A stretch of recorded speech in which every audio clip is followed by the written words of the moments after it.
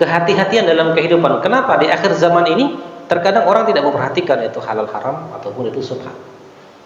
Makanya dalam korelasi dalam salah satu hadis lain, akhir zaman ini yang pertama kali, bukan pertama kali, yang akan dicabut oleh Allah salah satunya adalah kekhusyuan tentang sholat. Kenapa orang nggak bisa khusyuk, Bapak Ibu sekalian? Kenapa kok sholat susah untuk khusyuk?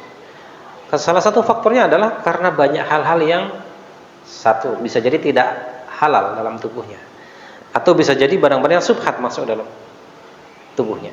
Maka ini membuat orang tidak bisa menikmati kekhusyuan. Ulama sepakat, hal yang membuat seorang itu tidak bisa menikmati ibadah adalah karena kemaksiatan yang kepada Allah Subhanahu wa taala. Imam Ibnu Qayyim itu pernah menuliskan dialog antara Imam Syafi'i dengan gurunya Imam Waqi dalam kitab Ad-Da'a wa Dawa. Imam Syafi'i ini mengalami kendala dalam menghafal. Bayangkan Bapak Ibu, Imam Syafi'i mengeluh tentang hafalannya. Ya. Kata gurunya, jauhi maksiat. Kenapa? Karena maksiat itu akan menghalangi ilmu. Al-ilmu nur, ilmu itu tidak masuk kecuali dengan hati yang bersih.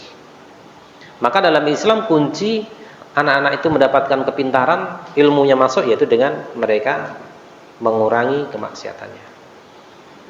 Nah, jadi jemaah sekalian, ini indahnya dalam Islam. Orang yang kemudian terjebak dalam hal-hal yang haram, dia akan sulit merasakan nikmatnya ibadah. Sampai ada ungkapan seorang para penghafal Quran, ya. Kalau penghafal Quran itu, mereka mudah menghafal itu ketika di pondok. Kalau di rumah agak sulit, karena yang di rumah yang dilihat bermacam-macam. Penghafal Quran kalau nggak bisa menjaga matanya maka akan sulit.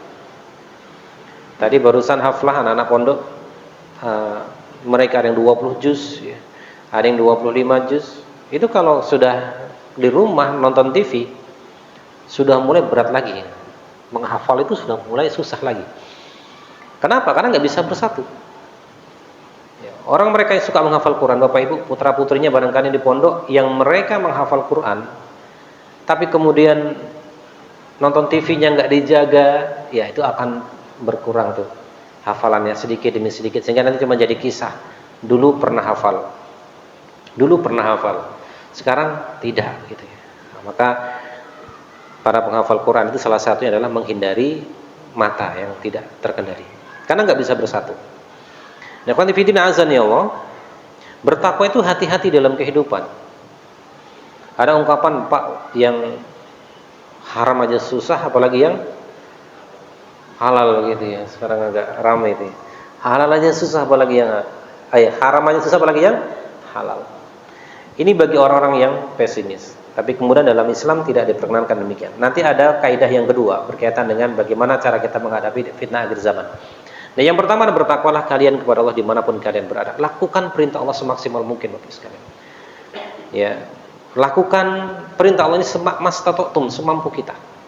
Bahkan dalam Islam ada beberapa kemudahan. Ketika seorang nggak mampu sholat dengan berjamaah, kemudian sakit, apa bisa dengan duduk, bisa dengan berbaring dan lain sebagainya. Ini bagian dari rukhsah.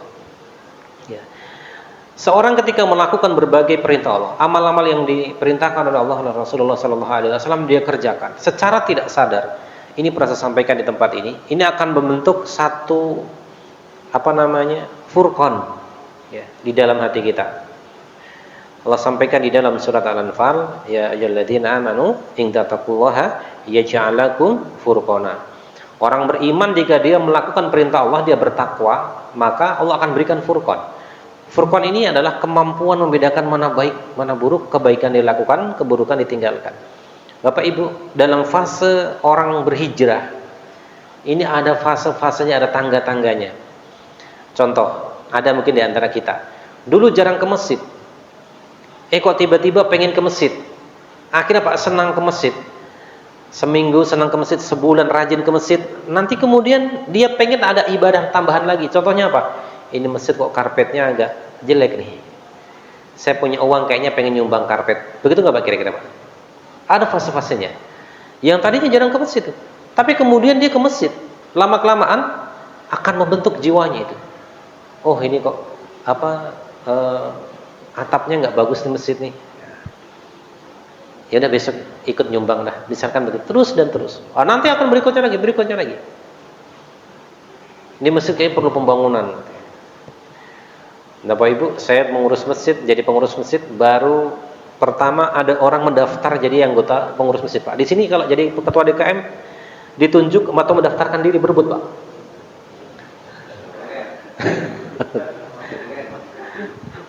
Ya. Di tempat kami itu ada 2 orang mendaftar jadi pengurus masjid.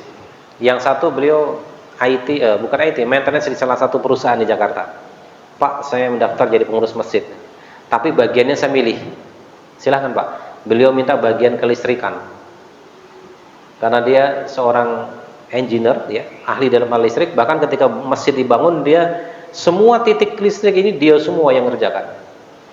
Nah yang kedua, dia daftar juga. Pak, saya daftar, saya mau bagian sound system, Pak.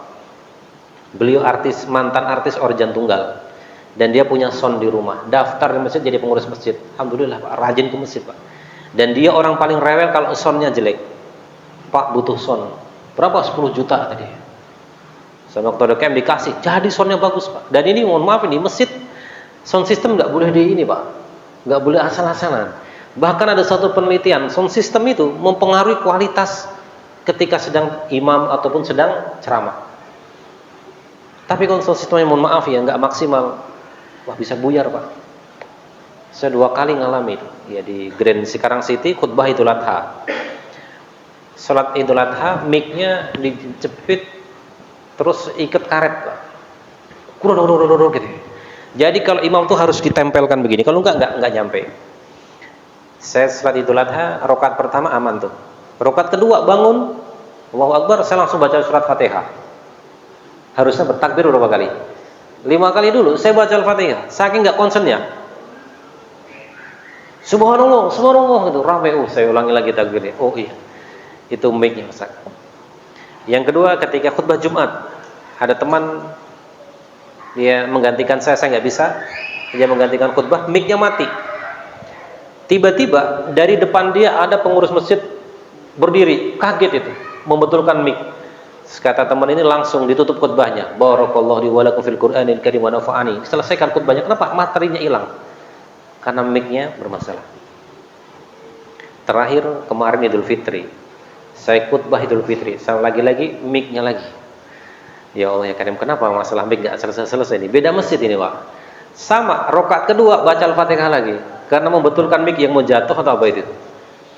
Jadi terus ya di masjid kita selalu kita wanti-wanti, pokoknya sound system itu harus yang bagus. Ya kalau perlu yang bisa merubah kayak AI gitu ya. Yang suara imamnya nggak bagus jadi bagus misalkan begitu ya kalau ada gitu. Yang nggak perlu tenaganya kenceng tapi ya pokoknya gitulah ya. Ini cakep nih mic-nya ini Pak ya.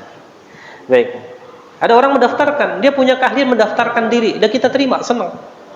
Dan itu posisinya nggak tergantikan sampai hari ini, bagian sound system dan bagian kelistrikan.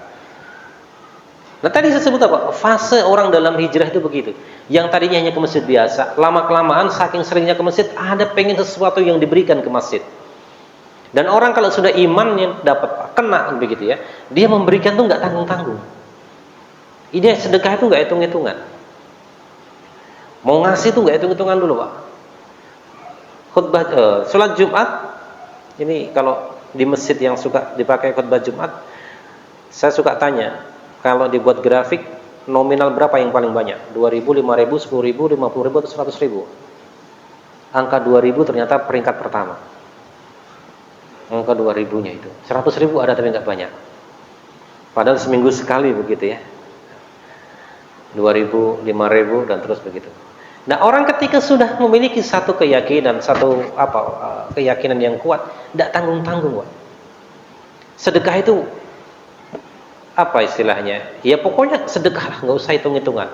Bukan berarti nggak hitung-hitungan itu nggak ritual tidak, Pak. Tetapi dia sedekah itu dengan nominal terbaik. Ada seorang ketika tanya pada saya, Pak Tri, gimana pondok? Saya bilang pondok saya lagi kesulitan air, harus mengalirkan kurang lebih 400 meter, uang kurang 3 juta. Oh kurang 3 juta, iya.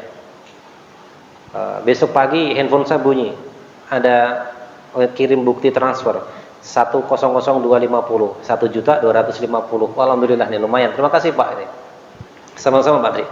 Pas mau di kantor saya kok penasaran kok angkanya kayaknya beda Pak. Saya cek ternyata berapa? 10 juta. Bukan 1 juta, 10 juta 2.500 dia kirim buat pondok waktu itu.